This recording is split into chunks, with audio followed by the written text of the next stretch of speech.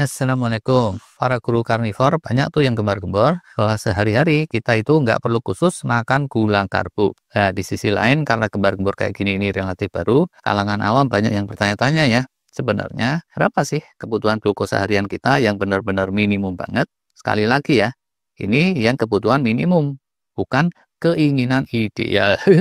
Kalau bicara keinginan sih ya, komunitas penggemar makanan tradisional maunya sarapan nasi goreng, sepiring munjung.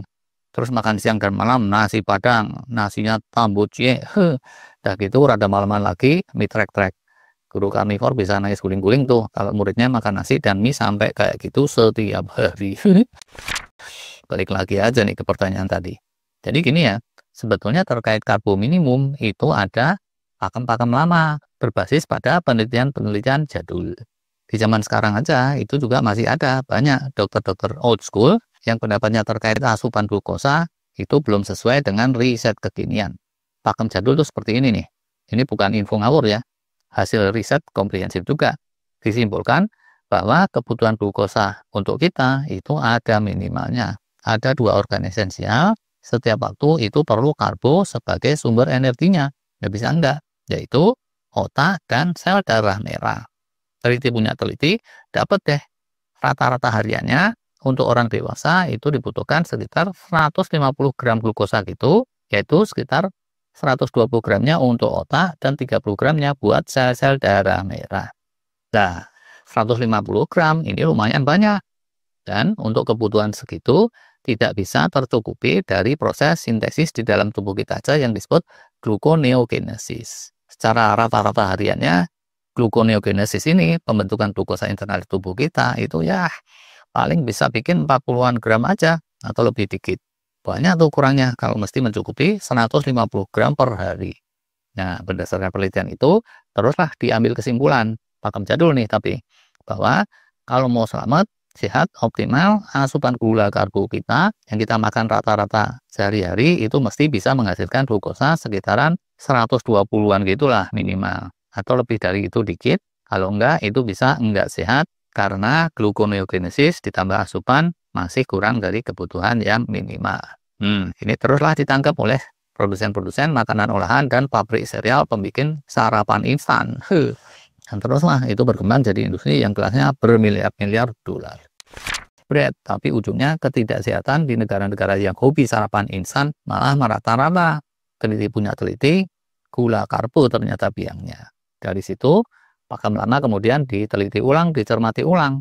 Ketemu deh, sebetulnya bukannya datanya itu salah, tapi manusia ini suka silap kan ya. Inti silapnya ini kenapa angka rata-rata kok terus dijadiin patokan. Angka rata-rata tuh ya, ini bisa melintir. Tidak menggambarkan realita yang sebenarnya. Yuk kita pakai contoh aja. Anak-anak SMK nih contohnya. Dikomandani sama guru olahraganya Pak Udin ngajak ngadu bola sama asrama pas pampres.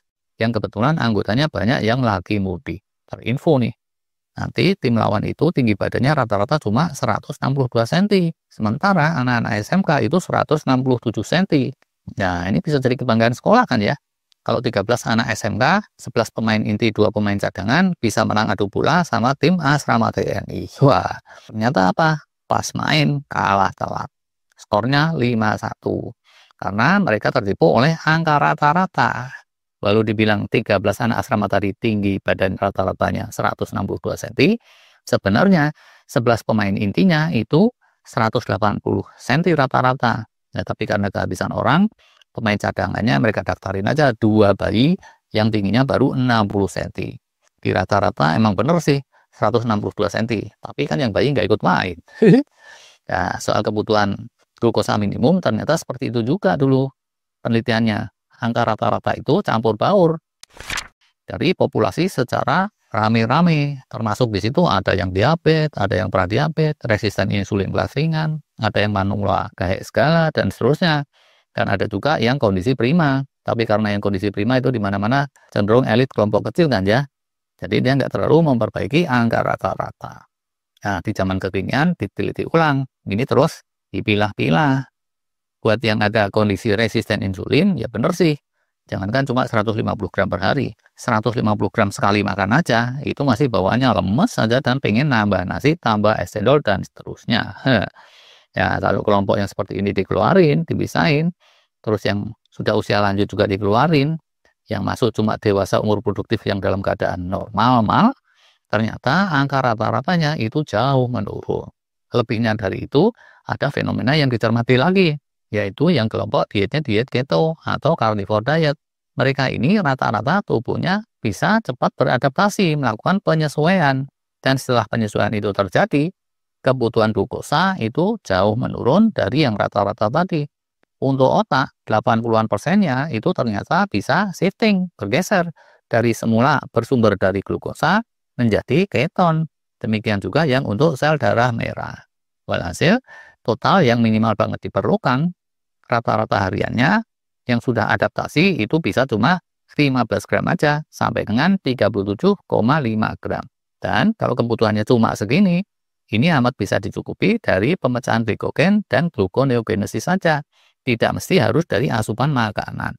Yang dalam keseharian ini lebih nalar dan lebih realistis nih. Kita kan bisa lihat tuh, banyak orang yang testimoni, ada yang puasa, water fasting atau fat fasting yang nol gula karbo sampai berhari-hari.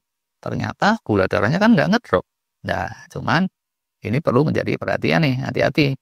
Buat yang mau fasting model extended fasting, sebelum praktek, pastikan dulu bahwa proses adaptasinya itu sudah terjadi.